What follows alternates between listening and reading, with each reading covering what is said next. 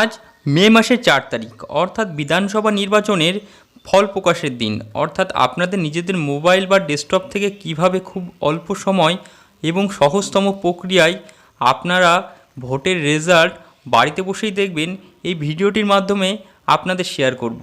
তাই ভিডিওটি সম্পূর্ণ স্কিপ না করে দেখতে থাকুন।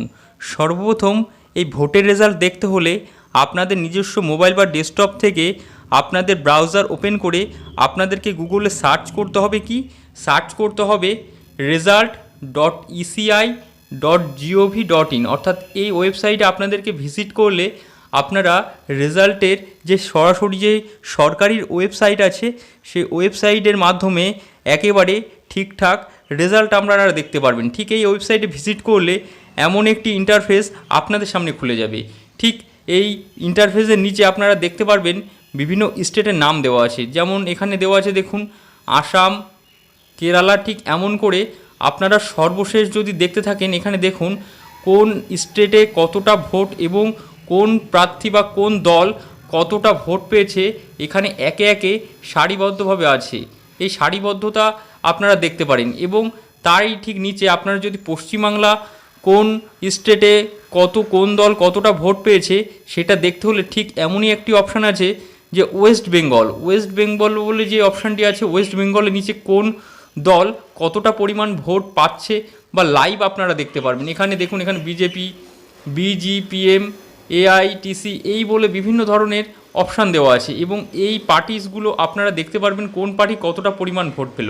এই পদ্ধতি অবলম্বন করে আপনাদের নিজস্ব মোবাইল বা ডেস্কটপ থেকে খুব অল্প সময়ের ব্যবধানে এবং সহজতম পদ্ধতি অবলম্বন করে আপনারা ভোটের রেজাল্ট বাড়িতে বসেই দেখতে পারবেন এবং যে কোনো সময় নিজের মোবাইলে খুলে ভোটের রেজাল্ট আপডেট থাকতে পারবেন। অবলম্বন করে আপনারা ঘরে বসে সরকারি ওয়েবসাইটের থেকে আপনারা ভোটের রেজাল্ট দেখতে পারবেন এবং আপনারা যদি চান সরাসরি আরও বেশি ডিটেলে যদি দেখতে চান, ঠিক তার নিচে দেখুন একটি ডিটেল বলে অপশান দেওয়া আছে। এই ডিটেল বলে অপশানটিতে আপনাদেরকে টাচ করতে হবে।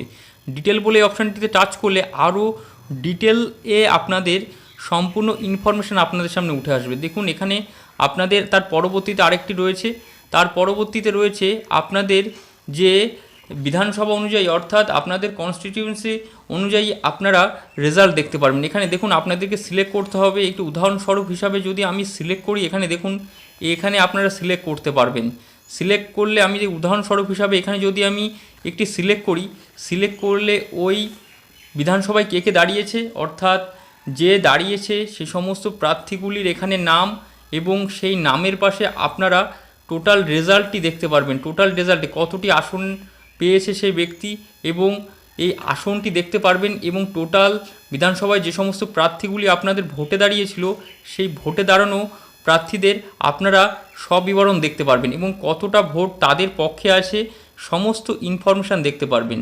এই পদ্ধতি অবলম্বন করে সরকারি ওয়েবসাইট থেকে সরাসরি ঘরে বসে আপনারা ভোটের রেজাল্ট দেখতে পারবেন এবং ভিডিওর কমেন্ট বক্সে দেওয়া আছে আপনাদের এই ওয়েবসাইটের লিঙ্ক। আপনারা চাইলে ওই ওয়েবসাইটের মাধ্যমে আপনারা ঘরে বসে মোবাইল থেকে এই রেজাল্ট দেখতে পারবেন। আর যদি ফেসবুকে আপনারা ভিডিওটি দেখে থাকেন তাহলে ফেসবুকের কমেন্ট বক্সে পিন করা থাকবে এই পিন অর্থাৎ এই ওয়েবসাইটের লিঙ্কটি।